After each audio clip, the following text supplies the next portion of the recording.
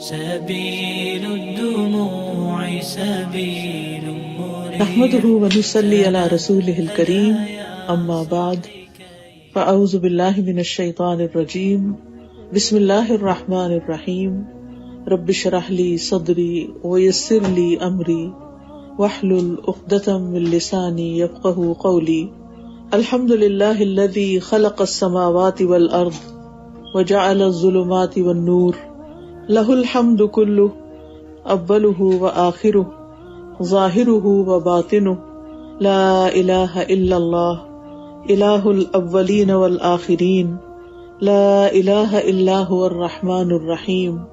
سب تعریف اللہ کے لیے ہے جس نے آسمانوں اور زمین کو پیدا کیا، اندھیروں اور روشنی کو بنایا۔ اسی کے لیے سب تعریف ہے، پہلی بھی اور آخری بھی، ظاہری بھی اور باطنی بھی۔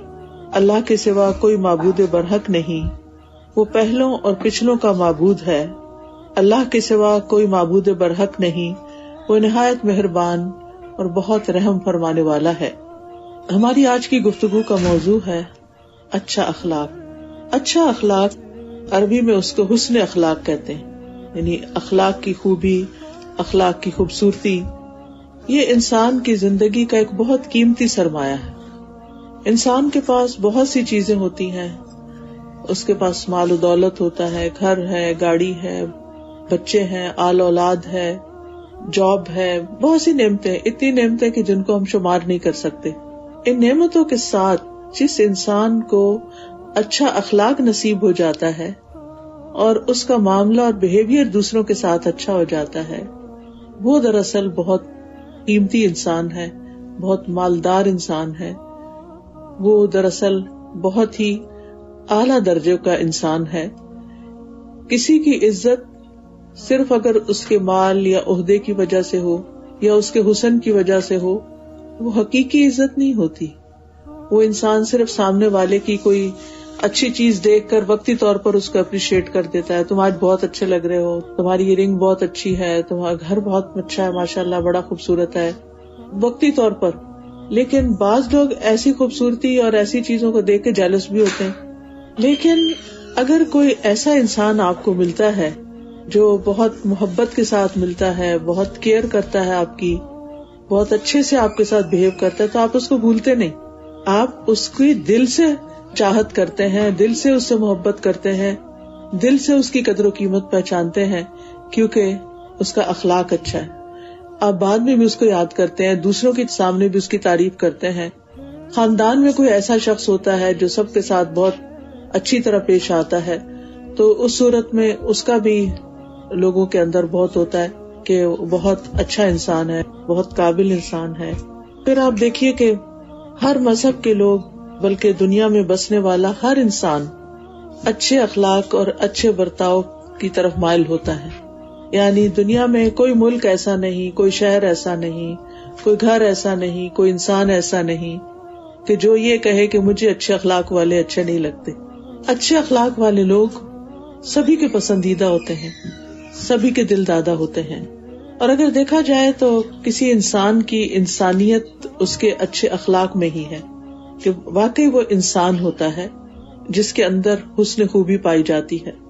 انسانوں میں سے جتنے بھی انسان ہیں دنیا میں، ان میں سب سے بہترین انسان اخلاق کے اعتبار سے ہمارے نبی محمد صلی اللہ علیہ وسلم ہیں، کہ جن کے اخلاق اور جن کے کردار کے بارے میں کوئی شک نہیں کیا جا سکتا، اور وہ اخلاق کے اعلیٰ درجے پر فائز تھے۔ ان کے اچھے اخلاق کی گواہی خود قرآن پاک نے دی ہے، اِنَّكَ لَعَلَىٰ خُلُقٍ عَظِيمٍ، کہ بے شک یقیناً آپ اخلاق کے اعلیٰ درجوں پہ فائز ہیں۔ اور یہ کون کہہ رہا ہے؟ یہ نبی صلی اللہ علیہ وسلم کے بارے میں ان کے اخلاق کی گواہی اللہ سبحانہ وتعالیٰ دے رہے ہیں۔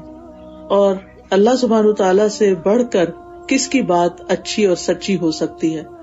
وَمَنْ أَصْدَقُ مِنَ اللَّهِ قِيلًا وَمَنْ أَصْدَقُ مِنَ اللَّهِ حَدِيثًا، یعنی سب سے زیادہ سچی اور سب سے زیادہ اچھی بات اللہ سبحانہ وتعالیٰ کی ہے۔ تو اللہ تعالیٰ فرماتے ہیں کہ نبی صلی اللہ علیہ وسلم کا اخلاق بہت بہترین تھا۔ اس لیے ہمیں اچھے اخلاق کو اپنانے کے لیے نبی صلی اللہ علیہ وسلم کے اسوہ حسنہ کو دیکھنے کی ضرورت ہے. اسی طرح ایک حدیث میں آتا ہے، سعد بن ہشام کہتے ہیں کہ ایک مرتبہ میں حضرت عائشہ رضی اللہ عنہا کی خدمت میں حاضر ہوا. میں نے عرض کی کہ اے ام المومنین، مجھے رسول اللہ صلی اللہ علیہ وسلم کے اخلاق کے بارے میں کچھ بتائیے. انہوں نے فرمایا کہ آپ کا اخلاق تو قرآن ہی تھا.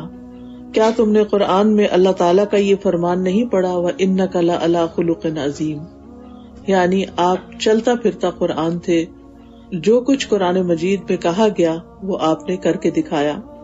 اسی طرح آپ نے فرمایا کہ انما بعثت لأتمم مکارم الاخلاق، کہ مجھے تو بھیجا ہی اس لیے گیا ہے کہ میں اچھے اخلاق کو مکمل کر دوں. یعنی اچھے اخلاق میں سے کوئی ایک چیز ایسی نہ بچے کہ جو میں نے پیش نہ کی ہو. یعنی آپ اچھے اخلاق کی کوئی بھی چیز جو آپ امیجن کر سکتے ہیں وہ نبی صلی اللہ علیہ وسلم کے اندر پائی جاتی تھی. اور پھر آپ دیکھیے کہ وہ کیا اخلاق تھا جس کو بہترین اخلاق کہا گیا. وہ کیا اخلاق تھا کہ جو سب سے عمدہ اخلاق تھا. اس میں سب سے پہلی چیز یہ کہ آپ صلی اللہ علیہ وسلم کی گفتگو، کہ آپ کبھی بد زبانی نہیں کرتے تھے، کبھی فحش بات نہیں کرتے تھے، کبھی کسی کو گالی نہیں دی، کبھی کسی کے ساتھ بدتمیزی نہیں کی، کبھی کسی کو تانے نہیں دیے، کبھی کسی پہ ٹانٹ نہیں کی، بلکہ تمام چیزوں میں آپ لوگوں کے ساتھ بہترین گفتگو کرنے والے تھے. آپ فرمایا کرتے تھے تم میں سب سے بہتر وہ شخص ہے جس کے اخلاق سب سے اچھے ہوں. یعنی سب سے اچھا انسان وہ ہے جس کے اخلاق سب سے اچھے ہوں. اللہ سبحانہ و تعالیٰ نے تورات میں بھی، یعنی جو یہودیوں کی کتاب ہے تورات، اس کے اندر بھی رسول اللہ صلی اللہ علیہ وسلم کے اچھے اخلاق کی صفات بیان کی ہیں کہ اچھا اخلاق کیا تھا آپ کا.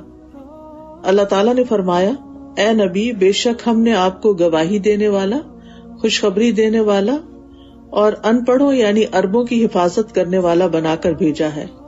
آپ میرے بندے اور میرے رسول ہیں. میں نے آپ کا نام متوکل رکھا ہے. آپ نہ تو بدخو ہیں، یعنی کسی کے برا نہیں چاہتے، نہ سخت دل ہیں کہ کسی کے دکھ درد تکلیف پر کوئی احساس ہی نہ ہو، نہ بازاروں میں شور کرنے والے ہیں، نہ برائی کا بدلہ برائی سے دیتے ہیں، بلکہ معافی اور درگزر سے کام لیتے ہیں. یہ تھا نبی صلی اللہ علیہ وسلم کا اخلاق. اب یہ ہے کہ اچھے اخلاق میں اور کون سی چیزیں آتی. علماء نے اچھے اخلاق کی جو ڈیفینیشن بیان کی ہے اس میں سے ایک یہ ہے کہ لوگوں کو تکلیف نہ دی جائے، اپنی ذات سے کسی کو دکھ نہ پہنچایا جائے، نہ اپنی زبان سے، نہ اپنے ہاتھ سے، نہ اپنے جیسچر سے، یعنی کوئی چیز ایسی نہ ہو کہ جس سے دوسروں کو دکھ پہنچے. پھر یہ کہ لوگوں پر سخاوت کی جائے، یعنی لوگوں کو فیسیلیٹیٹ کیا جائے، ان کے لیے آسانیاں پیدا کی جائیں، ان کی ضروریات کا خیال رکھا جائے، ان کی مشکلات میں کام آیا جائے. یہ اچھے اخلاق کی نشانی ہے. پھر یہ کہ اگر ان کی طرف سے کوئی تکلیف پہنچتی ہے تو اس پہ صبر کر لیا جائے، معافی اور درگزر سے کام لیا جائے، نہ کہ اگر کسی نے ہرٹ کر دیا ہے یا کوئی تکلیف دی ہے تو اس کو پکڑ کے بیٹھ جائیں اور بار بار اس کو یاد دلائیں کہ تم نے میرے ساتھ ایسا کیا تھا، تم نے فلاں موقع پر ایسا کیا تھا. یعنی اس قسم کی باتیں نہ کی جائیں. پھر اسی طرح یہ ہے کہ اچھے اخلاق کی ایک نشانی یہ بھی ہے کہ انسان ہنستے مسکراتے چہرے سے دوسروں سے ملے، موڈ آف کر کے، موڈ بنا کے، گمسم رہ کے اور دوسروں کو حقیر سمجھ کے اس طرح کا معاملہ نہ ہو. پھر اس میں آپ دیکھیے کہ اللہ سبحانہ وتعالیٰ نے قرآن مجید میں جو یہ کہا ہے نا، خذ العفو، درگزر سے کام لو، یعنی جسٹ اگنور. مجھے اچھی طرح یاد ہے کہ جب میرا بیٹا چھوٹا تھا تو وہ شرارتیں کرتا تھا. 3 بہنوں کے بعد بھائی تھا تو وہ کبھی کسی کو چھیڑتا، کبھی کسی کو چھیڑتا. وہ اصل میں تو چاہتا تھا توجہ لینا، کبھی کوئی چیز آگے پیچھے کر دیتا تھا. تو اب بچیاں جو تھیں، پہلے وہ 3 بہنیں تھیں، ان کی آپس میں دوستی تھی، تو ان کو بڑا عجیب لگتا تھا کہ یہ کیا ہو رہا ہے گھر میں. تو وہ مجھے شکایت کرتی تھی، دیکھو بھائی نے یہ کر دیا، بھائی وہ کر رہا ہے. تو میں ایک ہی جملہ بولتی تھی، جسٹ اگنور. تو انہوں نے میرا یہ لفظ پکا کر لیا تھا، جب ایک کوئی شرارت کرتا تو دوسرا کہتا جسٹ اگنور. کیونکہ اگنور کیے بغیر آپ اچھے اخلاق کے مالک بن ہی نہیں سکتے. اگر آپ لوگوں کی چھوٹی چھوٹی باتوں کو لے کے بیٹھ جائیں اور ان کو اپنے دل پہ لے لیں، پھر ان کو کبھی نہ بھولیں، اور یہ کہیں کہ یہ بات تو میں کبھی بھولوں گی ہی نہیں، یہ تو اپنا ہی نقصان ہے کہ اگر آپ کسی کی برے عمل کو نہ بھولیں. انسان ہے، ہم سے بھی زیادتیاں ہو جاتی ہیں دوسرے کے حق میں، اور اس میں آپ دیکھیں کہ بعض اوقات ناسمجھی کی عمر ہوتی ہے اور اتنا پتہ نہیں ہوتا. انسان ینگ ہوتا ہے تو تھوڑا جذباتی بھی ہوتا ہے، شادی ہوتی ہے، نئے گھر میں جاتا ہے، طور طریقے سب کچھ دوسروں کا مختلف ہوتا ہے، تو اس میں بعض اوقات انسان نادانی میں ایسی حرکتیں کر جاتا ہے کہ بڑوں سے لڑائیاں کرنا یا جھگڑا کرنا یا بدتمیزی کرنا، جس کا بعد میں انسان کو افسوس بھی ہوتا ہے کہ میں نے ایسا رویہ کیوں اختیار کیا. میں اس وقت صبر کر جاتا، لیکن ظاہر ہے کہ وہ عمر ایسی ہوتی ہے کہ جس میں صبر نام کی کوئی چیز سیکھی نہیں ہوتی، تو ایسی بہت سی چیزیں ہو جاتی ہیں. تو بڑوں کو بھی ان چیزوں کو معاف کر دینا چاہیے، اگنور کر دینا چاہیے. کوئی بات نہیں، بچے ہیں نا، اپنے بچے بھی تو کرتے ہیں. اگر بہو کچھ ایسا کرتی ہے تو اپنے بچے بھی کر جاتے ہیں، تو ان چیزوں کو دل پہ نہ رکھیں. آپ دیکھیں کہ بچپن سے لے کے جوانی تک ہمارے بچے ہمیں کس کس بات پہ تنگ نہیں کرتے، لیکن کیا ہم پھر ان سے نفرت شروع کر دیتے ہیں؟ نہیں، ہم پھر بھی ان سے محبت کرتے ہیں. وہ ذرا سا ہنس کے بول لیں، وہ ذرا سی کیئر کر لیں تو ہمارا دل باغ باغ ہو جاتا ہے. تو ہمیں باقی انسانوں کے ساتھ بھی اسی طرح کا رویہ کرنا چاہیے کہ وہ کچھ بھی کریں لیکن ہم اس کے مقابلے میں ان کے ساتھ اچھا ہی کرنے والے ہیں اور اس میں کبھی بھی کوتاہی نہ کریں. اللہ سبحانہ وتعالیٰ فرماتے ہیں وَأَعْرِضْ عَنِ الْجَاهِلِينَ، جو جاہل ہیں ان سے کنارہ کشی کرو، یعنی جو ناسمجھ ہیں، جو بے وقوف ہیں یا جذباتی ہیں اور جذباتیت میں ایسی کوئی بات کر جاتے ہیں، جب وہ ایسی کوئی حرکت کر رہے ہو تو اس کا جواب نہ دیں، ان کے ساتھ بحث نہ کریں. رسول اللہ صلی اللہ علیہ وسلم نے اچھے اخلاق کے بارے میں فرمایا کہ بے شک اللہ عز و جل بہت مہربان ہے، وہ مہربانی اور بلند اخلاقی کو پسند کرتا ہے. یعنی وہ خود رحمان اور رحیم ہے، وہ کیا چاہتا ہے کہ اس کے بندے بھی ایک دوسرے پر مہربان ہوں، اور اس کے گھٹیا پن سے نفرت کرتا ہے، یعنی گھٹیا اخلاق سے نفرت کرتا ہے. پھر اسی طرح آپ نے یہ بھی فرمایا کہ بے شک قیامت کے دن میرے نزدیک تم میں سب سے زیادہ محبوب اور قریب بیٹھنے والے لوگ وہ ہوں گے جو بہترین اخلاق والے. یعنی قیامت کے دن نبی صلی اللہ علیہ وسلم کی مجلس میں قریب ترین لوگ، ان کے پیارے اور محبوب لوگ وہ ہوں گے جن کے اخلاق اچھے ہوں گے. اور ہم میں سے ہر ایک کو شوق ہوگا کہ وہ نبی صلی اللہ علیہ وسلم کی مجلس میں قریب ترین ہوں ان کے. آپ نے یہ بھی فرمایا کہ تمام مومنوں میں سب سے زیادہ کامل ایمان والے لوگ وہ ہیں جن کے اخلاق اچھے ہوں. یعنی ایمان بھی مکمل نہیں ہوتا جب تک اخلاق اچھا نہیں ہوتا. یعنی ایک شخص بھلے بہت نمازیں پڑھنے والا ہے، بہت روزے رکھنے والا ہے، لیکن بات کرتا ہے تو ٹوٹ کے پڑتا ہے اور دوسروں کا مذاق اڑاتا ہے یا ان کی غیبت کرتا ہے یا ان کے ساتھ اچھا سلوک نہیں کرتا، تو وہ درجے کے اعتبار سے بہت پیچھے ہے بنسبت اس شخص کے جو نماز پڑھتا ہے اور اس کے ساتھ ساتھ اچھے اخلاق کا بھی مظاہرہ کرتا ہے. آپ صلی اللہ علیہ وسلم نے فرمایا میری امت کے سب سے بہترین لوگ وہ ہیں جو اخلاق کے لحاظ سے سب سے اچھے ہیں.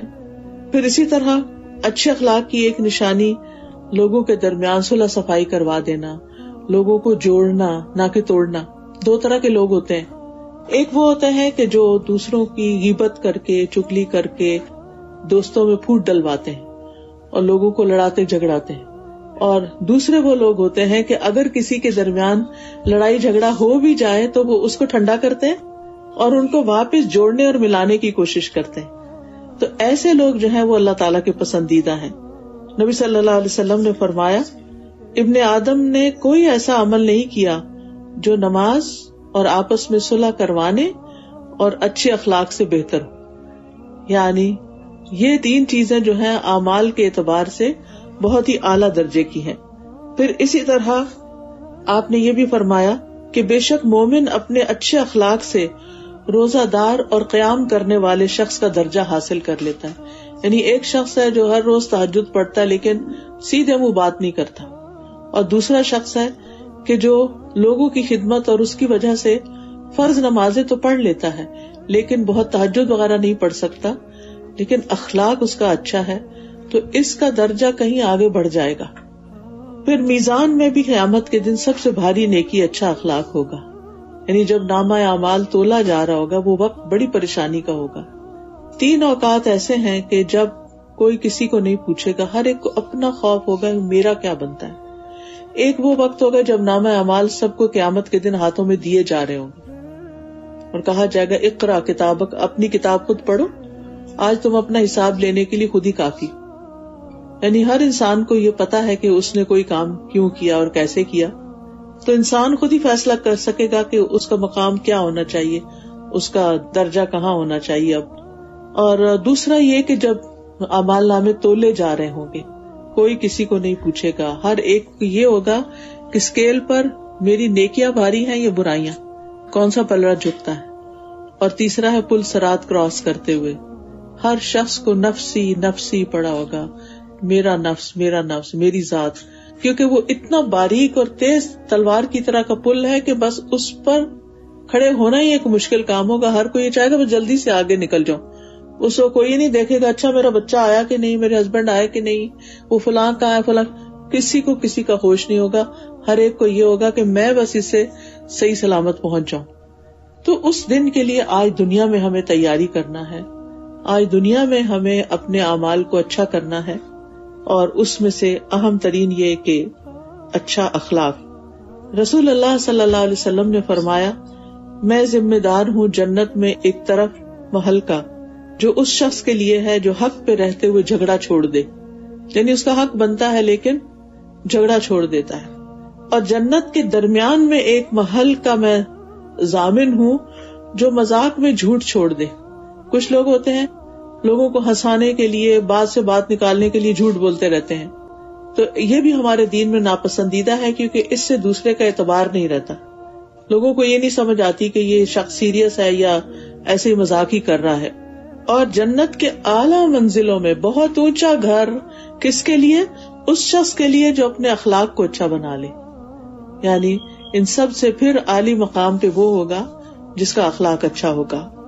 نبی صلی اللہ علیہ وسلم نے فرمایا قیامت کے دن میرے نزدیک تم میں سب سے زیادہ محبوب اور قریب بیٹھنے والے وہ ہیں جو بہترین اخلاق والے ہیں، اور سب سے زیادہ ناپسندیدہ اور دور رہنے والے لوگ وہ ہیں جو بہت باتیں کرنے والے، بلا سوچے سمجھے، بغیر احتیاط کے بولنے والے اور تکبر کرنے والے. یعنی ہمارے دین میں بہت زیادہ باتونی ہونا پسندیدہ نہیں، کیونکہ جتنی زیادہ باتیں انسان کرتا ہے اس کے گناہ اتنے ہی زیادہ ہو جاتے ہیں، کیونکہ اس میں کچھ سچ ہوتا ہے، کچھ جھوٹ کی آمیزش ہو جاتی ہے، کوئی چیز انسان کو یاد ہوتی ہے، کوئی انسان بھولا ہوا ہوتا ہے، لیکن یہ کہ انسان بس بولتا چلا جاتا ہے، جو منہ میں آئے جو دل میں آئے بس نکالتا چلا جاتا ہے. تو یہ چیز انسان کے گناہوں میں اضافہ کا سبب بن جاتی ہے. پھر آپ صلی اللہ علیہ وسلم نے ایک بات یہ بھی فرمائی کہ سب سے بدترین انسان وہ ہوگا قیامت کے دن جسے لوگوں نے اس کے شر سے بچنے کے لیے چھوڑ دیا ہوگا کہ بھئی اس سے اللہ کی پناہ، ہم تو اس سے نہیں ملتے. جب ملتے ہیں کوئی تانا دیتا ہے، جب ملتے ہیں کوئی مذاق اڑاتا ہے ہمارا، ہمیں کچھ بری بلی باتیں سناتا ہے، غیبت کرتا ہے، تو ایسے لوگوں سے لوگ پٹ آف ہو جاتے ہیں کہ ہمیں نہیں ان سے ملنا، الا یہ کہ جو انہی کی طرح کے لوگ ہوں اور ان کو ایسی باتوں میں مزہ آتا ہو، ورنہ نہیں. تو دنیا میں بھی اگر لوگ آپ سے بھاگتے ہیں کہ یہ بد اخلاق انسان ہے، ہم اس سے دور ہی رہیں، آپ کو دیکھ کے اپنا رستہ بدل لیں، تو سوچئے کہ پھر اللہ کے ہاں مقام کیا ہوگا. عبداللہ بن مسعود کہتے ہیں مومن کے لیے زیادہ قابل مذمت اخلاق فحش کلامی ہے، بےہودہ باتیں کرنا، ٹانٹ کرنا، سیدھے منہ بات نہ کرنا، گالی گلوچ کرنا، بے حیائی کی باتیں کرنا. پھر یہ کہ ہمارا اخلاق ہر لیول پر اچھا ہونا چاہیے. اس کا کیا مطلب ہے کہ ہر لیول پر اچھا ہونا چاہیے؟ جیسے ہمارا ایک ادب کا معاملہ ہے اللہ سبحانہ تعالیٰ کے ساتھ. اخلاق اصل میں خلق کی جمع، جس کا مطلب ہوتا ہے عادتیں، اچھی عادتیں، اچھے مینرز، اچھا کیریکٹر. تو اللہ تعالیٰ کے ساتھ ہمیں کیسا معاملہ کرنا چاہیے کہ جب اللہ تعالیٰ کا کوئی حکم سنے تو ہم یہ نہ کہیں یہ تو مجھ سے نہیں ہوتا. آپ سوچیں مثلاً آپ اپنے بچے کو کہتے ہیں یہ کام کر دو، اور وہ کوڑا سا جواب دیتا مجھ سے نہیں ہوتا، آپ کو کیسا لگے گا؟ کتنا برا لگے گا. تو اللہ سبحانہ تعالیٰ نے قرآن مجید میں ہمیں جتنے احکامات دیے ہیں ان کو سن کے کیا کہنا چاہیے؟ سمعنا و اطعنا. ہم نے سنا اور ہم نے اطاعت کی. ہم یہ نہیں کہتے کہ پک اینڈ چوز نہیں کریں کہ یہ کرنا یہ نہیں کرنا، یہ آسان ہے یہ مشکل ہے، یہ میرے دل کو نہیں لگتا، یہ میری عقل کو نہیں لگتا، یہ نہیں کہہ سکتے. پھر اللہ کے رب ہونے پہ راضی ہونا، کہ جو اللہ نے دیا ہے، رزق روزی دی ہے، جو صحت دی ہے، جو بھی چیزیں ہمیں دی ہیں، اس پہ خوش ہونا، راضی ہونا. یہ نہیں کہ فلاں کو تو اتنا دیا، ہمیں کیوں نہیں دیا، وہ بھائی کے پاس تو ایسا گھر ہے اور میرے پاس یہ ہے. تو یہ ناراضگی نہیں اللہ سے ظاہر کرنی. اور پھر یہ کہ کھلے دل سے اللہ کی باتیں ماننی ہے خوشی کے ساتھ. اور صحابہ اس شخص پر حیرت کرتے تھے جس کو نماز میں، عبادت میں مزہ نہ آئے. تو اللہ تعالیٰ کے ساتھ ادب یہ ہے کہ جب ہم جائے نماز پہ کھڑے ہو جائیں تو پھر اللہ تعالیٰ کی طرف ہی توجہ رکھیں، ادھر ادھر نہ دیکھیں. اسی لیے نماز میں التفات منع ہے. التفات کا کیا مطلب ہے کہ کھڑے نماز میں تو سجدے کی جگہ دیکھنے کے بجائے کبھی دائیں طرف کچھ نظر آ جائے، خاص طور پر کسی نئی جگہ نماز پڑھیں، جب کسی پارک میں پڑھ رہے ہوں، کسی مال میں پڑھ رہے ہوں، کیونکہ نماز تو فرض ہے، جہاں آ گئی وہاں پڑھنی ہے. تو ایسی صورت میں یہ نہیں کرنا چاہیے کہ پھر نماز میں انسان کبھی دیکھے. اور کچھ لوگوں کو تو یہ ڈر ہوتا ہے کوئی بلی نہ آ جائے، کوئی کتا نہ آ جائے، کوئی چیز کاٹ تو نہیں رہی کوئی، تو ادھر ادھر دیکھتے ہیں. یہ دیکھنا منع ہے، یہ ادب کے خلاف ہے. اسی طرح عبداللہ بن محمد بیان کرتے ہیں کہ میں اور میرے والد انصاریوں میں ہمارے سسرالیوں کے ہاں عیادت کے لیے گئے. کوئی بیمار تھا تو نماز کا وقت ہو گیا، تو اس نے اپنے گھر والوں میں سے کسی کو کہا، لڑکی وضو کے لیے پانی لاؤ تاکہ میں نماز پڑھ لوں تو راحت ملے مجھے. تو ہم نے ان کا یہ جملہ پسند نہ کیا کہ مطلب بیمار ہیں اور وہ کہتے ہیں نماز پڑھنی ہے مجھے. انہوں نے کہا، میں نے رسول اللہ صلی اللہ علیہ وسلم کو سنا، آپ فرماتے تھے، اے بلال اٹھو، ہمیں نماز کے ساتھ راحت پہنچاؤ، کیونکہ مومن کی آنکھوں کی ٹھنڈک نماز میں ہے. اور اذان سنتے ہی اس کا دل بے چین ہو جاتا ہے کہ میرے رب نے مجھے کال کر لیا اور میں ابھی جواب نہیں دے رہا. آپ دیکھیں نا، جب فون پہ آپ کے دوستوں کی کالز آتی ہوں تو آپ کچھ لوگوں کی کال کو نام سنتے ہی بھاگ نکلتے ہیں کہ میں نے اس کی کال مس نہیں کرنی، فوراً اٹھا لیتے ہیں. لیکن کچھ کالز کو آپ وہ بجتا رہتا، فون بجتا رہتا، آپ اٹھاتے ہی نہیں. کیوں؟ اس سے تو بچائے اللہ، اس سے میرا کوئی واسطہ نہیں، اس کے ساتھ میں نہیں بات کرنا چاہتا.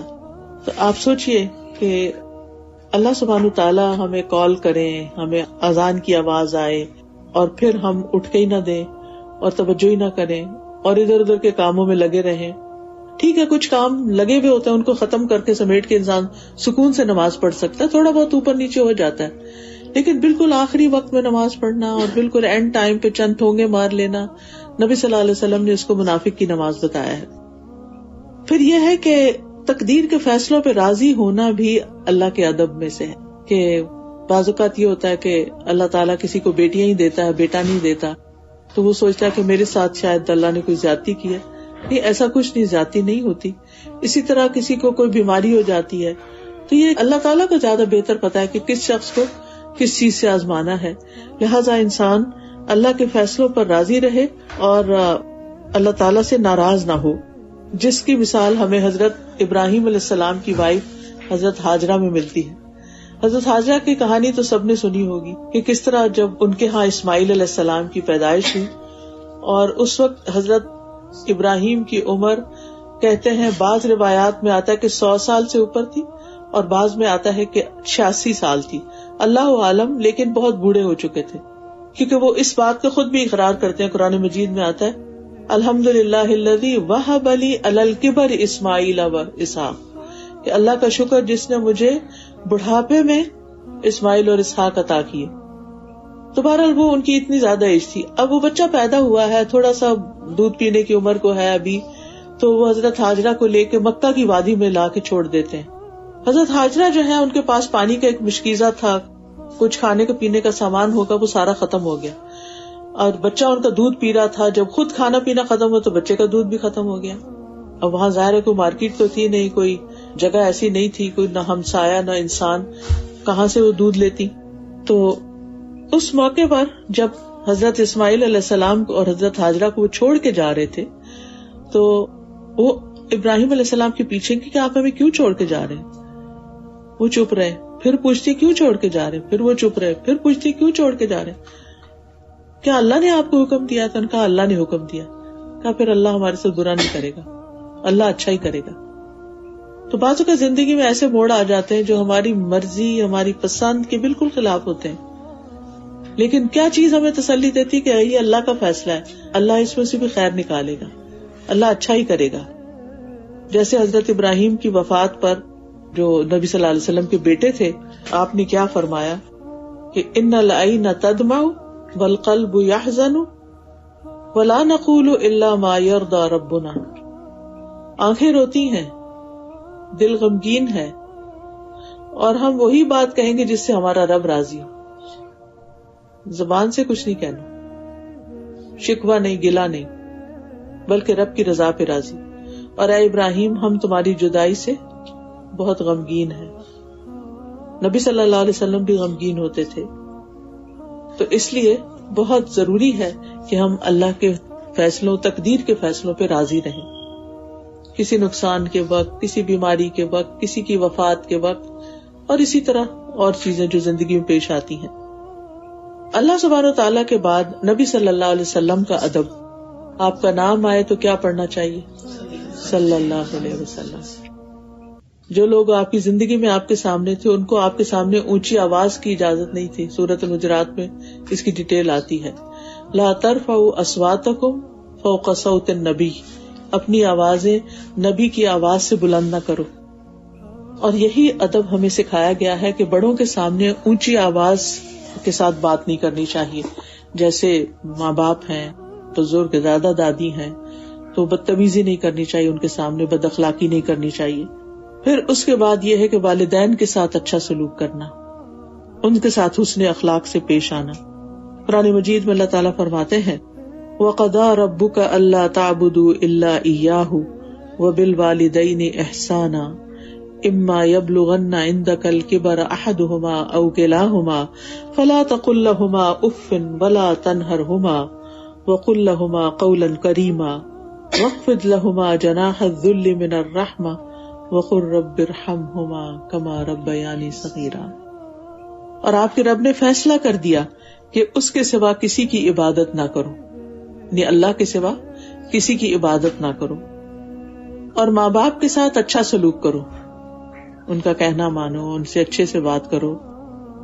اور اگر تمہارے پاس دونوں میں سے ایک یا دونوں بڑھاپے کی عمر کو پہنچ جائیں تو ان دونوں کو اف بھی نہ کہو, نہ انہیں جھڑکو, جھڑک کے ڈانٹ کے بات نہیں کرنی, اور ان سے بہت عزت والی بات کہو, اور رحم دلی سے ان کے لیے تواضع کا بازو جھکا دو, اور کہو اے میرے رب ان دونوں پہ رحم فرما جس طرح انہوں نے چھوٹا ہونے کی حالت میں مجھے پالا تھا.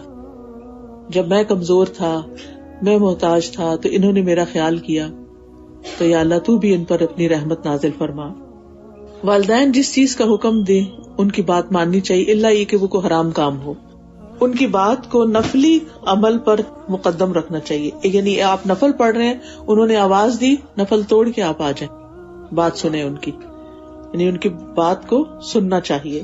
پھر جس کام سے روک دے اس سے رک جانا چاہیے, کیونکہ ان کا علم زیادہ ہوتا ہے, تجربہ زیادہ ہوتا ہے, انہوں نے دنیا دیکھی ہوتی ہے, لہٰذا وہ سوچ سمجھ کے ہمیں کچھ چیزوں سے روکتے ہیں.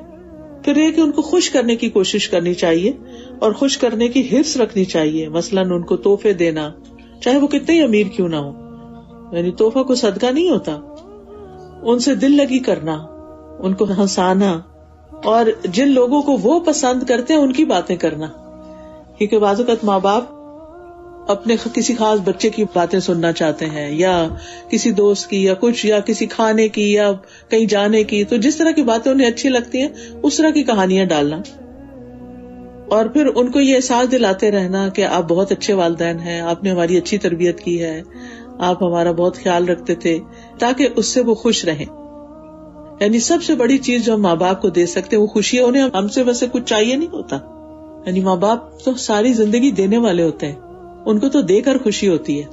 اور آپ نے دیکھا ہوگا کہ جب بوڑھے ہو جاتے ہیں نا والدین, ایک بچہ کچھ لے کے آتا ہے, ان کو دیتا ہے, وہ دوسرا آتا ہے اس کے ہاتھ پہ رکھ دیتے ہیں, ادھر کا ادھر کر دیتے ہیں, ادھر کا ادھر کر دیتے ہیں, اپنے اوپر نہیں استعمال کرتے. پھر آپ دیکھیں کہ اگر ماں باپ مجلس میں بیٹھے ہوں تو ان کے آرام کا خیال کرنا, ان کے آگے نہیں چلنا, ان کی خدمت میں پوری کوشش کرنا, ان کو نام سے نہیں پکارنا. اگر ان کے علاج کی ضرورت ہے تو اس بات کی شدید حرص رکھنا کہ ان کا علاج کروایا جائے. پھر اسی طرح ان کے ہاتھ پاؤں اور ماتھا چومنا. نبی صلی اللہ علیہ وسلم نے ایک موقع پہ فرمایا تھا الزم رجلہا، اس کے پاؤں کو لازم کر لو. اور بعض لوگوں نے تو لٹرلی اس حدیث کو پکڑا ہوا ہے کہ مجھے چند دن پہلے خاتون بتا رہی تھی پچھلے ہی درس میں کہ میرے ہسبینڈ اتنے ماں کے فرما بردار تھے کہ وہ صبح اٹھتے تو نماز پڑھ کے پہلا کام وہ یہ کرتے تھے کہ جا کے ماں لیٹی ہوتی تھی ان کے پاؤں پکڑ لیتے تھے، پیار کرتے تھے ان کو. ماں کے لیے سارا دن کے لیے اس کو ایک انرجی مل جاتی ہے. اور بعض بدبخت بچے ایسے ہوتے ہیں کہ ماں باپ سوئے ہوئے ہیں یا جاگ رہے ہیں، نہ ان کے کھانے کی پرواہ ہے، نہ ان کو سلام کرتے ہیں، نہ ان کے ساتھ کوئی احسان کا معاملہ کرتے ہیں. والدین اگر نان مسلم بھی ہوں تب بھی ان کے سامنے کندھے جھکا کے رکھنے چاہیے، تب بھی ان کے ساتھ اچھا ہی سلوک کرنا چاہیے. اور اگر فوت ہو جائیں تو ان کے لیے دعائیں کرنی چاہیے اور ان کی طرف سے صدقہ خیرات کرنا چاہیے. بلکہ انسان اس طرح باندھ لے کہ اپنا جو صدقہ کرتا ہے اس میں والدین کی بھی نیت کر لے کہ اللہ تعالیٰ اس میں ان کو بھی ثواب پہنچائیے. پھر اسی طرح والدین کو رلانا نہیں چاہیے. بہت بدبخت وہ بچے ہوتے ہیں جو ستا کے تنگ کر کے اپنے ماں باپ کو رلا دیتے ہیں. ایک شخص آپ صلی اللہ علیہ وسلم کے پاس آیا ہجرت پر بیعت کرنے کے لیے اور سنا رہا تھا قصہ کہ میں اپنے ماں باپ کو روتا ہوا چھوڑ کے آیا ہوں. تو آپ نے فرمایا واپس جاؤ اور جیسے انہیں رلایا ہے اسی طرح انہیں ہنساؤ، یعنی تم یہاں ہمارے پاس نہیں آ کے رہو، جاؤ واپس اپنے ماں باپ کے پاس ہی جا کر رہو. پھر یہ ہے کہ والدین کے ساتھ اچھے اخلاق کا فائدہ کیا ہوگا. انسان کہتے ہیں نا کہ ماں کے قدموں تلے، سب نے سن رکھا ہے، لیکن ہم اس جنت کو حاصل کرنے کی فکر نہیں کرتے، کوشش نہیں کرتے. حضرت عائشہ کہتی ہیں کہ رسول اللہ صلی اللہ علیہ وسلم نے فرمایا میں جنت میں داخل ہوا تو وہاں قرآن کی تلاوت کی آواز آئی. میں نے پوچھا یہ کون ہے، یعنی جو جنت میں بیٹھ کے قرآن کی تلاوت کر رہا ہے. مجھے بتایا گیا یہ حارثہ بن نعمان ہے، کسی کا نام لیا گیا کہ فلاں ہے. آپ نے فرمایا یہی نیکی ہے، یہی نیکی ہے. اور حارثہ بن نعمان اپنی والدہ کے ساتھ بہت زیادہ حسن سلوک کرنے والے تھے، اپنی ماں کا بہت خیال رکھتے تھے. تو اس وجہ سے اللہ تعالیٰ نے نبی صلی اللہ علیہ وسلم کو اتنی خوبصورت کام کرتے ہوئے جنت میں دکھایا. پھر یہ ہے کہ عمومی طور پر اپنے سب گھر والوں کے لیے اچھا ہونا چاہیے، اپنے شوہر کے لیے، شوہر کو اپنی بیوی کے لیے، اپنے بچوں کے ساتھ. یہ نہیں کہ صرف بڑوں کے ساتھ ہی ادب اور اخلاق کا معاملہ کیا جائے، بچوں کے ساتھ بھی اچھے اخلاق سے پیش آنا چاہیے. ان کو ٹونٹ کر کے بات نہیں کرنی چاہیے، جھڑک جھڑک کے بات نہیں کرنی چاہیے. بات بات پہ پٹائی کرنا اور تانے دینا اور گالیاں دینا اور بددعائیں دینا یہ اپنی ہی بدبختی کو دعوت دینے والی بات ہوتی ہے. حضرت عائشہ سے ابو عبداللہ الجدلی نے پوچھا کہ رسول اللہ صلی اللہ علیہ وسلم کا اپنے گھر والوں کے ساتھ کیسا اخلاق تھا. انہوں نے کہا کہ وہ تمام لوگوں میں سب سے زیادہ اچھے اخلاق والے تھے.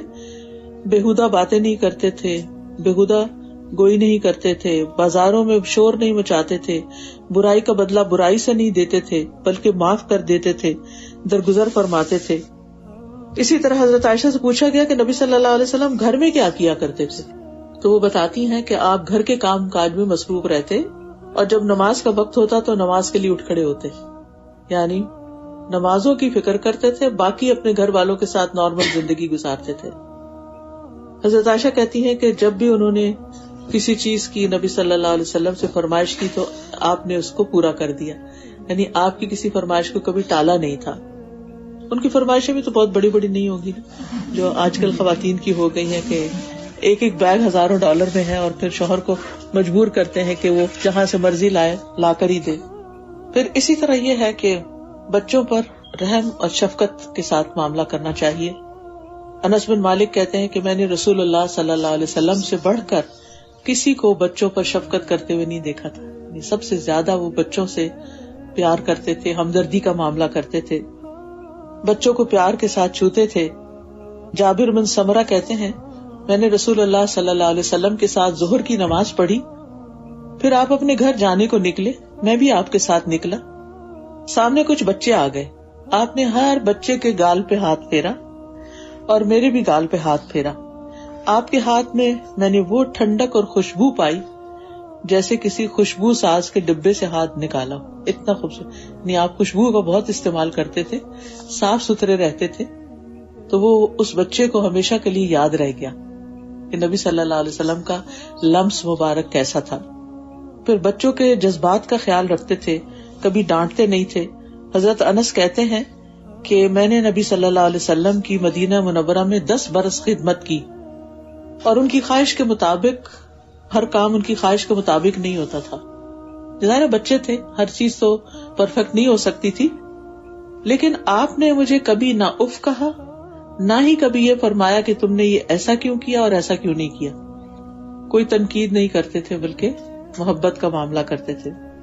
اگر آپ کے گھر والوں میں سے کوئی مجھے ناراض ہوتا تو آپ اس کو منع کرتے تھے کہ دیکھو اگر قسمت میں ہوتا تو یہ کام ہو جاتا، بس نہیں ہوا تو چھوڑو اس کو. پھر رشتہ داروں کے ساتھ اچھا اخلاق اور اچھا برتاؤ ہونا چاہیے. کس طرح ان سے میل ملاقات رکھی جائے، ان کی تکلیفوں پہ صبر کیا جائے، مال دے کر ان کی صلہ رحمی کی جائے. یعنی اگر ضرورت مند ہے، مثلاً کھانے کو نہیں ہے پورا، یا بچوں کی فیس نہیں دے سکتے، یا ہوتا ہے نا بیک ہوم جو بہن بھائی ہیں یا کزنز وغیرہ ہیں، ایکسٹینڈیڈ فیملی ہے، ان کی ضروریات ہیں. اللہ نے اگر ہمیں یہاں دیا ہے تو ہم اپنے مال کے ذریعے ان کی مدد کرتے رہیں، ان کی حاجتوں پر ان کی مدد کریں، ان کی تکلیفیں دور کریں. کوئی بیمار ہے تو اس کو ڈاکٹر کے پاس لے جائیں. جب ملاقات کریں تو ہنستے ہوئے خندہ پیشانی سے ملیں. ان کے حق میں دعائیں کریں، اور خاص طور پر ان کے حق میں جو ہمارے ساتھ اچھا سلوک نہ کریں کہ اللہ ان کے دل کو اچھا کر دے. ان سے ملاقات کے لیے جائیں، انہیں تحفے تحائف دیں، شفقت اور نرمی سے پیش آئیں، چہرے پر بشاشت ہو جب ان سے ملیں، ادب اور احترام کیا جائے، جو بڑے ہوں اور جو چھوٹے ہیں ان سے شفقت کی جائے، جو ہم سے کاٹے اس سے جوڑ کے رکھیں.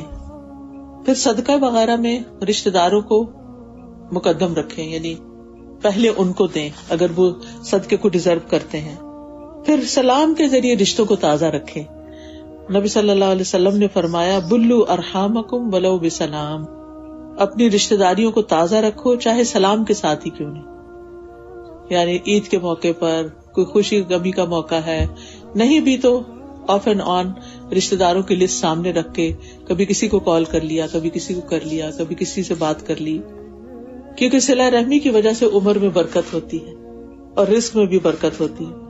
نبی صلی اللہ علیہ وسلم نے فرمایا جس شخص کو یہ پسند ہو کہ اس کے رزق میں وسعت ہو یا اس کی عمر دراز ہو، اسے چاہیے کہ وہ صلہ رحمی کرے، رشتہ داروں سے اچھا سلوک کرے. پھر اپنے ساتھیوں اور دوستوں کے ساتھ، سوشل سرکل کے ساتھ بھی اچھے اخلاق کا برتاؤ کرنا چاہیے. قرآن مجید میں آتا ہے انما المؤمنون اخوہ، مومن آپس میں بھائی بھائی ہوتے ہیں. جیسے بلڈ ریلیشن ہوتا ہے اور بہنوں کا بھائیوں سے کتنا پیار ہوتا ہے، اپنی بہنوں کے ساتھ کتنا پیار ہوتا ہے، تو ایسے ہی جو فرینڈز ہوں، اور خاص طور پر اللہ کی خاطر جن سے محبت اور دوستی اور تعلق ہو، ان کو اپنے قریبی رشتہ داروں کی طرح ہی سمجھنا چاہیے. پھر فرمایا رحماء بینہم، کہ نبی صلی اللہ علیہ وسلم کے صحابہ جو تھے وہ آپس میں ایک دوسرے پر بڑے ہی مہربان تھے، اور اپنے لیے جو پسند کرتے وہی ان کے لیے پسند کرتے تھے. اور پھر یہ کہ ایک جسم کی مانند مسلمانوں کو ایک جسم کی طرح رکھا. یعنی حسن اخلاق کے کچھ اچھے اصول ہیں لوگوں سے ڈیل کرتے ہوئے. آپ نے فرمایا تم لوگ ایک دوسرے سے حسد نہ کیا کرو، جیلس نہ ہو، نہ ایک دوسرے کے خلاف ریٹ بڑھاؤ، نہ ایک دوسرے سے بغض رکھو، نہ ایک دوسرے سے روگردانی کرو، اور کوئی کسی کی بے پر بے نہ کرے. بے کا مطلب یہ کہ اگر کسی نے کوئی گھر کی قیمت ڈالی، بیانہ ڈال دیا تو وہ لے کے آ جائے کہ میں اس سے زیادہ تمہیں دوں گا، اس کو واپس کر دو. آپ نے فرمایا اے اللہ کے بندو، بھائی بھائی بن جاؤ. مسلمان کا بھائی ہے، وہ اس پہ ظلم نہیں کرتا، اسے ذلیل نہیں کرتا، اس سے جھوٹ نہیں بولتا، نہ اسے حقیر سمجھتا ہے. اور آپ نے سینہ مبارک کی طرف اشارہ کر کے فرمایا کہ تقوی، یہاں اللہ کا ڈر، اللہ کا خوف، گاڈ کانشیسنس. اور 3 مرتبہ یہ بات فرمائی. پھر فرمایا کہ کسی آدمی کے برا ہونے کے لیے اتنا ہی کافی ہے کہ وہ مسلمان بھائی کو حقیر سمجھے. یعنی وہ شخص اچھا نہیں، برائی ہے جو دوسروں کو بلٹل کرے، ذلیل کرے، چھوٹا سمجھے، حقیر سمجھے. فلاں، یعنی اس کے بارے میں اچھے اخلاق کا مظاہرہ نہ کرے. ایک مسلمان پر دوسرے مسلمان کا حرام ہے، اس کا خون، اس کا مال، اس کی عزت و آبرو. ہمیں حق نہیں کہ ہم کسی کے پیٹھ پیچھے اس کی برائیاں کریں یا اس کے خلاف لوگوں کو برگلائیں. آپ صلی اللہ علیہ وسلم نے فرمایا مومن محبت کرتا ہے، اس سے محبت کی جاتی ہے. اس بندے میں کوئی خیر نہیں جو نہ محبت کرتا ہے، نہ اس سے کوئی محبت کرتا ہے، اس میں کوئی خیر ہی نہیں. اور لوگوں میں سب سے بہترین وہ ہے جو ان میں سب سے زیادہ لوگوں کو فائدہ پہنچاتا ہے. نبی صلی اللہ علیہ وسلم انصار کے ہاں ملنے جاتے، ان کے بچوں کو سلام کرتے، ان کے سروں پہ ہاتھ پھیرتے، ان کو دعائیں دیتے. یہ آپ اپنے دینی دوستوں کے ساتھ میل ملاقات کے وقت کیا کرتے تھے. تو ہم بھی جب جائیں تو صرف بڑے ہی بیٹھ کے باتیں نہ کریں, بچوں کا بھی حال چال پوچھیں, ان سے پیار سے بات کریں, ان کا نام پوچھیں. پھر اسی طرح حضرت جریر کہتے ہیں جب سے میں اسلام لایا تو رسول اللہ صلی اللہ علیہ وسلم نے مجھے گھر آنے سے روکا نہیں, اور جب میں نے اجازت چاہی اور جب آپ مجھے دیکھتے مسکراتے, یعنی آپ ہمیشہ مجھے دیکھ کر اسمائل کیا کرتے تھے. ہمارے بارے میں کون گواہی دے گا کہ جب بھی میں نے انہیں دیکھا یہ اسمائل ہی کر رہی تھی. پھر ایک دوسرے سے درگزر کرنا, اچھا گمان رکھنا, نفرتوں اور اختلافات سے بچنا. پھر اسی طرح دوسروں کے کھانے پینے کا خیال کرنا, ان کو تکلیف سے بچانا. اگر گھر میں کوئی مہمان آئے ہیں تو شور شرابے اور ہنگامے سے پرہیز کرنا. پھر کمزور لوگوں کے ساتھ بھی اچھا اخلاق کرنا. ایک ہوتا ہے اپنے سے بڑوں کے ساتھ اخلاق, ایک ہوتا ہے اپنے سے برابر والوں کے ساتھ, اور ایک ہوتا ہے اپنے سے نیچے والوں کے ساتھ. بڑوں کے ساتھ بھی ہم اچھے شرافت سے پیش آ جاتے ہیں, اپنے ساتھ والوں کے ساتھ بھی اچھا کریں گے تو اچھا جواب ملے گا. لیکن عام طور پر ہم زیادتی کر جاتے ہیں چھوٹوں کے ساتھ, جن کا ہم پہ کوئی بس نہیں چلتا, تو ان کے ساتھ بھی اچھا خیال کرنا چاہیے. نبی صلی اللہ علیہ وسلم کمزور مسلمانوں کے پاس جاتے, ان سے ملاقات کرتے, ان کے مریضوں کی بیمار پرسی کرتے, ان کے جنازوں میں حاضر ہوتے, یعنی جو غریب لوگ تھے, مسکین لوگ تھے. آپ چلنے میں پیچھے رہتے, کمزور کو چلاتے, اپنے ساتھ بٹھا لیتے, ان کے لیے دعائیں کرتے. یہ ہے اچھا اخلاق. ان کی حاجتیں پوری کرتے اور ان کی اصلاح کرتے, ان کے ساتھ احسان کرتے, اور ان کی تکلیفوں پر صبر و تحمل سے کام لیتے, اور غلطیوں پہ ڈانٹنے کی بجائے نرمی سے تعلیم دیا کرتے تھے. ایک اعرابی نے مسجد میں پیشاب کر دیا, صحابہ اس کے پیچھے دوڑے کہ اس کو مارے اور اس کو باہر نکالیں. تو آپ صلی اللہ علیہ وسلم نے انہیں کہا کہ چھوڑ دو, اور پھر جہاں اس نے پیشاب کیا اس میں پانی بہا دو, بات ختم. اور پھر فرمایا تم آسانی دینے کے لیے بھیجے گئے ہو, تنگی کرنے والے بنا کے نہیں بھیجے گئے. آپ سوچئے کہ اگر ہمارے سامنے کوئی ایسا کر دے مسجد میں ہی, کوئی اس طرح کی حرکت, تو پھر ہم اس کے ساتھ کیسے پیش آئیں گے, کیسے بد اخلاقی کریں گے. ہونا کیا چاہیے کہ ناسمجھ ہے, جاہلوں کے ساتھ کیسا معاملہ کرنا چاہیے, اور پھر اس چیز کو آگے بڑھ کے خود صاف کر دے تو دوسرے بھی مل کے کر لیں گے. یہ اعرابی جو تھے, جو بدو تھے, ان کو جب دین کی سمجھ آ گئی تو اس کے بعد وہ اپنا واقعہ بیان کرتے ہوئے کہتے ہیں میرے ماں باپ آپ پہ قربان ہوں, یعنی نبی صلی اللہ علیہ وسلم پر, کہ جب میں نے ایسا کیا تھا تو آپ اٹھ کر میرے پاس آئے, نہ مجھے ڈانٹا نہ برا بھلا کہا. پھر فرمایا یہ مسجد ایسی جگہ ہے کہ اس میں پیشاب نہیں کیا جاتا, یہ تو اللہ کے ذکر اور نماز کے لیے بنائی گئی. بس بات ختم ہو گئی, کوئی ایشو ہی نہیں بنا. اور لوگ وہ قصہ لے کے ادھر ادھر گھوم پھر کے نہیں بتا رہے تھے, بس ایک چیز ہوئی, بات ختم ہو گئی. پھر یہ ہے کہ نان مسلم کے ساتھ اچھا اخلاق برتنا, ان کی تعلیف قلبی کرنا, ان کی نرمی سے اصلاح کرنا, سختی نہ کرنا, ان پہ احسان کرنا. اور پھر یہ کہ دشمنوں کے ساتھ بھی اچھا برتاؤ کرنا چاہیے, کہ ان کو بد دعا نہیں دینی چاہیے, ان کی بد اخلاقی پر اچھے طریقے سے جواب دینا چاہیے, تکلیف دینے والوں سے بدلہ نہیں لینا چاہیے. جان کے دشمنوں کے ساتھ بھی نبی صلی اللہ علیہ وسلم نے احسان کیا تھا, ان سے بدلہ نہیں لیا تھا. اب پھر میں چند ٹپس آپ کے سامنے رکھ دوں گی. نمبر 1, احنف بن قیس کہتے ہیں میں نے کبھی اس شخص کو کسی برائی سے یاد نہیں کیا جو میرے پاس سے اٹھ کر گیا. یعنی آج تک مجھ سے جتنے لوگ بھی ملے ہیں, جب وہ مجھ سے مل کر گئے تو میں نے ان کی کسی برائی کا ذکر نہیں کیا. ایسا تو نہیں ہوتا کہ کوئی آپ کے پاس آئے اور اس کی ہر بات آپ کو اچھی لگے, اس میں کوئی کمی کوتاہی ہو سکتی ہے. تو کیا کریں, پہلی بات کسی کی برائی یاد نہ رکھیں. دوسری بات یہ کہ اپنے دل کو دوسروں سے صاف رکھیں, اس میں اپنا ہی فائدہ ہے. آپ دیکھیں اگر اپنا گھر صاف ہو تو کس کا فائدہ, کس کا فائدہ, اپنے کپڑے صاف ہوں تو کس کا فائدہ, اپنے ہاتھ منہ صاف ہوں تو کس کا فائدہ, تو اپنا دل صاف ہو تو کس کا فائدہ, اپنا ہی فائدہ. اس لیے کسی کے بھی بارے میں گرجز نہیں رکھیں, ہارڈ فیلنگ نہیں رکھیں, بس ٹھیک ہے ہو گیا, معاف کیا, اپنا کام کریں. زید بن اسلم کہتے ہیں کہ وہ ابو دجانہ کے پاس گئے جب وہ بیمار تھے. ان کا چہرہ خوشی سے چمک رہا تھا, تو ان سے کہا گیا کیا بات ہے کہ جس کی وجہ سے آپ کا چہرہ چمکتا ہے؟ انہوں نے کہا کوئی ایسا عمل نہیں جو میرے نزدیک ان 2 چیزوں سے بڑھ کر قابل بھروسہ ہو. ایک یہ کہ میں کسی ایسی چیز کے بارے میں بات نہیں کرتا جس سے میرا تعلق نہیں, لا یعنی باتیں نہیں کرتا. دوسرا یہ کہ میرا دل مسلمانوں کے لیے پاک صاف سلامتی والا. یہ 2 چیزیں چہرے کا نور بن جاتی. پھر یہ کہ سینے میں حسد اور کینہ نہیں پالنا, اور کینہ غضب کی وجہ سے آتا ہے, غصے کی وجہ سے. کینہ شر کی بنیاد ہے. جو اپنے دل میں شر چھپاتا ہے وہ ایسی نباتات اگاتا ہے جن کا ذائقہ بہت کڑوا ہے، یعنی اس کے منہ میں کڑواہٹ آتی رہتی. ابن عربی کہتے ہیں کہ دل اس وقت تک سلامتی والا اور پاک نہیں ہوتا جب تک کہ وہ بہت زیادہ کینہ رکھنے والا، حسد رکھنے والا، خود پسند اور متکبر ہو. یعنی دل سلامت نہیں ہوتا، اور قیامت کے دن تو سلامت دل ہی کام آئے گا. یوم لا ينفع مال ولا بنون الا من اتى الله بقلب سلیم. جس دن مال اور بیٹے کام نہیں آئیں گے مگر جو سلامت دل لے کر آیا وہ فائدہ دے گا، اس شخص کے لیے آگے جنت ہوگی. پھر اسی طرح کسی کو تان و تشنیع نہیں کرنی چاہیے، اور اعلیٰ مرتبہ پانے کے لیے 10 صفات اختیار کرنی چاہیے. نمبر 1 سینے کی سلامتی، نمبر 2 مال کی سخاوت، نمبر 3 زبان کی سچائی، نمبر 4 نفس کی انکساری یعنی ہمبل ہو انسان، نمبر 5 سختی میں صبر کرنا، نمبر 6 تنہائیوں میں رونا، نمبر 7 اوروں کے لیے خیرخواہی کرنا، نمبر 8 مومنوں کے لیے رحم دل ہونا، نمبر 9 فنا ہونے کے بارے میں غور کرنا، اور نمبر 10 ان چیزوں سے عبرت پکڑنا. اور آخری بات یہ کہ دعائیں کرنا اپنے لیے کہ اللہ ہمیں اچھا اخلاق دے دے، کیونکہ اچھا اخلاق وہی دے سکتا ہے.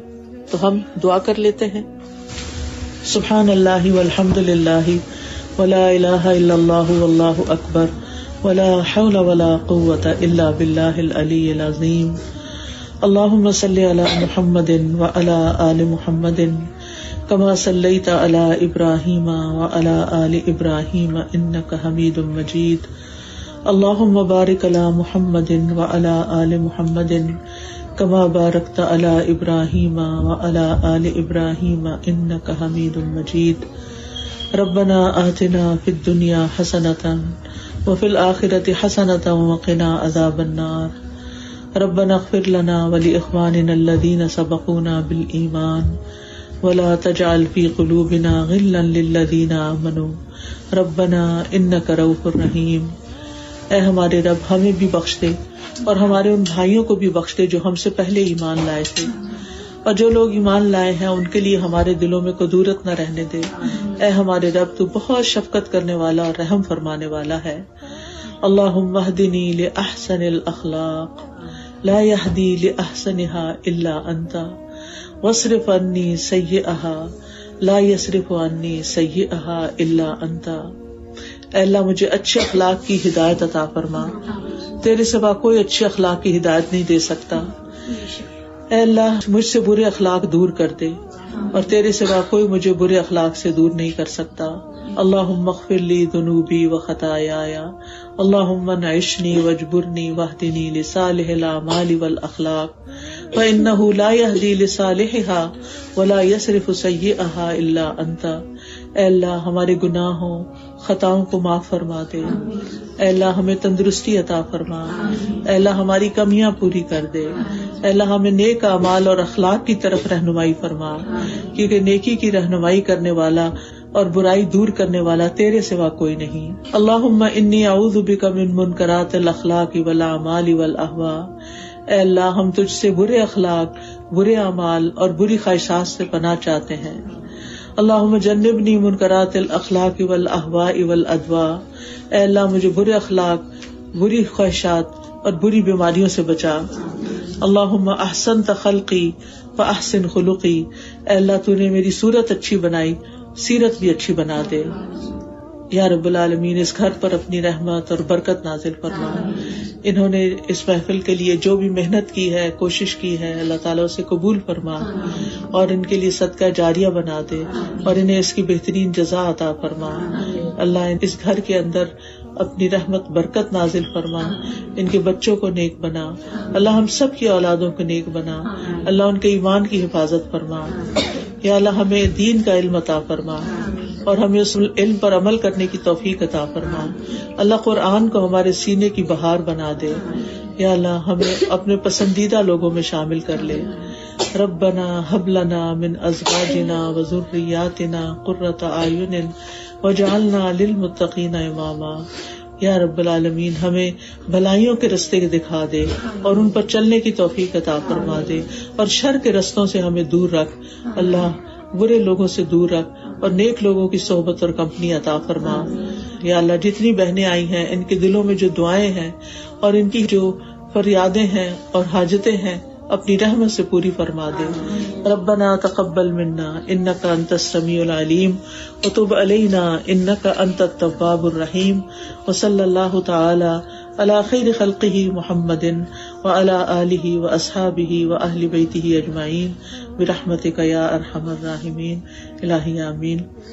بہنوں سے یہ کہنا تھا کہ اچھا بننے کے لیے اچھا علم حاصل کرنا بہت ضروری ہے اور اللہ سے دعا کرنا بھی. تو ہمارے لیے ضروری ہے کہ ہم اپنے علم میں اضافہ کرتے رہیں. آج آپ کے لیے ایک اسٹال لگایا گیا ہے جہاں پر یہ کچھ کتابیں ہیں اور کچھ کارڈز وغیرہ ہیں. میں ان کے بارے میں بتا دیتی ہوں. سب سے زیادہ تو بد اخلاقی ہم زبان سے کرتے ہیں، تو یہ زبان کی حفاظت کے اوپر احادیث جمع کی گئی ہیں جن کو پڑھ کے انسان پھر کانشیس ہو جاتا ہے کہ میں نے اپنی زبان کو صحیح استعمال کرنا ہے، کیونکہ یہ ہم سب کا مسئلہ ہے کہ سب سے آسان کام بولنا ہوتا ہے. تو یہ کتاب ہر ایک کے پاس ہونی چاہیے. آپ اس کے اندر سے ایک ایک حدیث، ایک ایک پیج روز پڑھ سکتے ہیں. کہیں پر آپ رکھ دیں ایک جگہ پر، وہاں روز بیٹھے ریلیکس ہونے کے لیے اور کچھ نہ کچھ اس میں سے پڑھ لیں. پھر یہ کہ اپنے بچوں کو بھی پڑھ کے سنائیں. اسی طرح یہ قرآنی اور مسنون دعائیں ہیں، یہ بھی نمازوں کے بعد، تہجد کے وقت میں، عمرے پہ، حج پہ، جو بھی قبولیت کے اوقات ہوتے ہیں، یہ ساری دعائیں پڑھیں جو نبی صلی اللہ علیہ وسلم نے مانگی ہیں. پھر ایک یہ کتاب جو میں نے اپنے بچے کو پڑھائی، اسکول جانے سے پہلے میں اس کے سامنے کھول دیتی تھی. میں اس کو کہتی تھی اس کی عربک پڑھو، اس کی اردو پڑھو، اس کی انگلش پڑھو. الحمدللہ وہ تینوں زبانیں پڑھ سکتا تھا. تو آپ کے بچے اگر عربی نہیں پڑھ سکتے تو اسکپ کر جائیے، اردو نہیں پڑھ سکتے تو آپ پڑھ دیجئے، اور انگلش میں ان سے پڑھوا کے تو ان کو تھوڑا تھوڑا بتائیے کہ ہمارا دین ہمیں کیا بتاتا ہے. تو یہ ایک تربیت کی اچھی کتاب ہے، چھوٹی سی. اسی طرح یہ 100 احادیث کی کتاب ہے. ایک ایک روز پڑھے گے، 100 دن میں 100 حدیثیں آپ نے پڑھ لی ہوں گی. ایک علم کا ذخیرہ. پھر یہ ایاک نستعین کتاب ہے جو ہر گھر میں ہونی چاہیے. یہ حفاظت کی دعائیں ہیں، صبح شام کی دعائیں ہیں، جادو سے بچنے کی، پھر اسی طرح نظر سے، حسد سے، بیماری کی شفا اور وسوسوں سے. بہت سے لوگوں کو وسوسے بہت آتے ہیں، خواہ کی نیگیٹیوٹی کا شکار ہو جاتے ہیں، پریشان رہتے ہیں، غمگین رہتے ہیں. اس کو بہترین علاج یہ ہے کہ شیطان کا یہ شر ہوتا ہے، شیطان سے بچنے کی دعائیں جو ہیں وہ پڑھی جائیں. پھر یہ تسبیحات اور ان کی فضیلت پر دعائیں ہیں. آپ اپنے رشتہ داروں، عزیزوں، دوستوں کو گفٹ بھی کر سکتے ہیں. جس کو دیں گے آپ کے لیے ثواب کا باعث ہوگا. یہ صبح شام کے اذکار ہیں جن کو پڑھنے سے انسان ہر تکلیف سے محفوظ رہتا ہے. پھر اسی طرح رزق میں کشادگی کی دعائیں ہیں. پھر قرضے تلے دبے ہوئے لوگوں کے لیے دعائیں ہیں، اور یہ شکر کی دعائیں ہیں. الحمدللہ کا کارڈ ہے. جو شکر ادا کرتا ہے اللہ تعالیٰ اس کی نعمتوں کی حفاظت بھی فرماتا ہے اور زیادہ بھی دیتا ہے. اور پھر یہ زندگی میں آسانی کی دعائیں، جہاں کوئی مشکل ہو، کوئی چیز اٹک گئی ہو، کوئی کاروبار، کوئی چیز، تو اس کے لیے. اور پھر یہ حفاظت کی دعاؤں کا الگ کارڈ ہے. اس کے علاوہ آج کل محرم کا مہینہ ہے، تو محرم میں کیا کرنا چاہیے اس کے بارے میں یہ ایک پیمفلٹ ہے. تو یہ آپ خود بھی پڑھیے اور دوسروں کو بھی پڑھائیے. تو اگر اس کے علاوہ کوئی کچھ کہنا چاہے، آپ میں سے کوئی کوشچن کرنا چاہے، کوئی بات کرنا چاہے، یو آر موسٹ ویلکم. آپ نے والدین کے لیے صدقے کا جو بتایا ہے، جی، اس کے لیے کوئی حدیث ہے؟ جی ہاں، لوگ کہتے ہیں کہ ختم ہونے کے بعد جو ہے، نہیں بالکل حدیث ہیں. ان کا سوال یہ ہے کہ والدین جب فوت ہو جائیں تو ان کو صدقے کا ثواب پہنچتا ہے کہ نہیں، کیونکہ کچھ لوگ کہتے ہیں بس جو مر گیا اس کا عمل ختم، اب اس کو کچھ فائدہ نہیں. تو اس کے بارے میں احادیث ہیں کہ پہنچتا ہے. وہ کیسے؟ ایک صحابی تھے، ان کی والدہ اچانک فوت ہو گئی، تو وہ نبی صلی اللہ علیہ وسلم کے پاس آئے اور کہنے لگے کہ میری ماں صدقے کو بہت پسند کرتی تھی، اگر میں اس کی طرف سے صدقہ کروں تو کیا اس کو فائدہ پہنچے گا؟ تو آپ نے فرمایا ہاں، تم اپنی ماں کے لیے صدقہ کرو. اور اسی طرح انہوں نے پانی کے صدقے کے لیے بتایا نبی صلی اللہ علیہ وسلم نے ایک موقع پر. تو انہوں نے اپنی والدہ کے لیے کنواں کھدوا دیا کہ ہاذہ لأم سعد، یہ سعد کی ماں کے لیے کنواں ہے. پھر اسی طرح نبی صلی اللہ علیہ وسلم نے فرمایا کہ جب انسان فوت ہو جاتا ہے تو اس کا عمل تو ختم ہو جاتا ہے، 3 چیزیں اس کو بعد میں بھی فائدہ دیتی ہیں. نمبر 1، نیک اولاد جو ماں باپ کے لیے دعائیں کرتی ہے. تو اگر یہ دعائیں اور احادیث اپنے بچوں کو آپ سکھائیں گے، خود صرف اسلامی اسکول پہ ڈیپینڈ نہیں کرے، کسی قرآن ٹیچر پہ ڈیپینڈ نہیں کرے. ہر ماں کا فرض ہے کہ اپنے بچے کو بہترین علم دے، اور سب سے بہترین تحفہ جو اولاد کو دیا جا سکتا ہے وہ اچھا ادب ہے، اچھا اخلاق ہے، اچھا علم ہے، جس سے ان کی زندگی سنورے. تو بہرحال ایسی ہی اولاد مرنے کے بعد ماں باپ کے لیے دعائیں کرتی ہے اور دعائیں قبول ہوتی ہیں. ایک حدیث میں آتا ہے کہ جنت میں جب پہنچے ہوئے والدین کا درجہ بلند کیا جاتا ہے تو وہ پوچھتے ہیں کہ یہ کیوں ہو گیا؟ تو بتایا جاتا ہے کہ یہ تمہارے بچے کے دعا کرنے کی وجہ سے، مرنے کے بعد ان کے رینکس ہائی ہوتے ہیں. پھر یہ ہے کہ دوسری چیز جو فائدہ دیتی ہے وہ علم ينتفع به، وہ علم جس سے لوگ فائدہ اٹھائیں. آپ ان کو خود سکھائیں یا آپ ان کو کتابیں بانٹیں یا آپ ان کو اچھی اچھی باتیں بتائیں، وہ آپ کے لیے مرنے کے بعد جب تک اس پہ عمل کریں گے آپ کو ثواب ملتا رہے گا. تیسری چیز صدقۃ جاریہ، ایسی جگہ مال انویسٹ کرنا اپنی زندگی میں یا بعد میں اولاد کرتی ہے جو صدقہ جاریہ ہو جاتا ہے، تو اس کا اہتمام کرنا یہ بہت ضروری ہے، اپنی طرف سے بھی، اپنے لیے بھی اور ماں باپ کے لیے بھی. سوال ہے کہ جیسے ہم اس ملک میں رہتے ہیں اور کچھ جو یہاں کے لوگ ہیں، جیسے ہم کہتے ہیں ویسٹرن لوگ یا کوئی، ان کے ساتھ آپ کی دوستی ہوتی ہے، جیسے کہتے ہیں کہ ان کے ساتھ یہ آپ کے دوست نہیں ہو سکتے. ایک ہوتا ہے to be friend with everyone, ہر ایک کے ساتھ فرینڈلی ہونا چاہیے. ہمارا دین ہمیں کیا سکھاتا ہے؟ ہر ایک کے ساتھ فرینڈلی ہونا چاہیے. People you know, people you don't know. آپ کسی شاپ پہ جاتے ہیں، آپ کسی سے ملتے ہیں تو اچھے سے ملیں، یہ اچھا اخلاق ہے. ٹھیک ہے. ایک ہوتا ہے دلی دوست بنا کے راز دینا اپنے، وہ نہیں دینے چاہیے سوائے ٹرسٹ وردی پیپل کے، جو اپنے ہی دین اور اپنے ہی خاندان یا اپنے ہی قریب کے لوگوں میں سے. اور کوئی؟ ہم سجدے میں قرآن کی آیتیں نہیں پڑھ سکتے. ہاں، قرآن کی تلاوت نہیں کر سکتے سجدے میں، لیکن قرآن کی دعائیں پڑھ سکتے ہیں. جیسے یہ دعائیں نا، یہ قرآنی دعائیں بھی ہیں، مسنون دعائیں بھی، تو اس میں سے کوئی بھی دعا آپ سجدے میں پڑھ سکتے ہیں، کیونکہ وہ آپ دعا پڑھ رہے ہیں لیکن آپ تلاوت نہیں کر سکتے. جی، یہ فرق ہے دونوں چیزوں. کرسی پہ بیٹھ کے نماز پڑھتے ہیں تو جب ہمیں سجدہ کرنا ہے تو ہمیں ہاتھ ادھر ہی ہونے، گھٹنوں پر ہی ہونے چاہیے، ایسے جیسے رکوع کر رہے ہیں نا، ذرا سا پیچھے رکھے ہاتھ. ٹھیک ہے، رکوع کر لیا، اس کے بعد سجدہ کیا، ہاتھ ذرا سا آگے بڑھا دیں اور سجدے میں ذرا زیادہ جھکا. ٹھیک ہے. اور کوئی چیز؟ السلام علیکم، میرا نام جدیریہ ہے. پہلے تو میں آپ کا بہت شکریہ ادا کرنا چاہ رہی ہوں کہ آپ آئیں. شیدی آنٹی کا انہوں نے میرے ساتھ بہت زیادہ کوآرڈینیٹ کیا. ہم لوگ کافی ڈیٹس کو لے کے جو ہے وہ امپورٹ ہو رہے تھے، بٹ الحمدللہ. اور آپ سب کا بھی بہت شکریہ کہ آپ لوگ آئے. میرا سوال یہ تھا regarding what you were speaking about earlier کہ جو ہے آپ نے کہا کہ اگنور کر دیں، but don't you think it's important to educate people? جی، اس وقت جب خرابی کر رہے ہو نا، اس وقت اگنور کریں، بعد میں جا کے تعلیم دیں، بعد میں ایجوکیٹ کریں. جیسے نبی صلی اللہ علیہ وسلم نے اس شخص کو جو پیشاب کر دیا تو اس وقت صحابہ اس کو مارنے کے لیے دوڑے کہ یہ غلط کام کر رہا ہے، تو ایجوکیٹ ہی کرنے لگے تھے اس کو، تو آپ نے ان کو روک دیا، ابھی نہیں. کیونکہ اگر وہ پیشاب کرتے کرتے بھاگتا تو آپ سے ساری مسجد گندی ہو جاتی. آپ نے اس وقت کا نہیں، کیونکہ اس وقت وہ اس پوزیشن میں نہیں تھا کہ اس کو کوئی ایجوکیٹ کیا جاتا.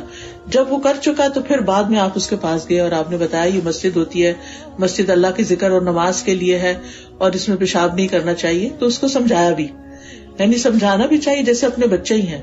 جس وقت کوئی ایسی چیز کر رہے ہو، جس چیخ رہے ہو، چلا رہے ہو، تو اس وقت نصیحت نہ شروع کریں، اس وقت چپ کرانے کی کوشش کریں.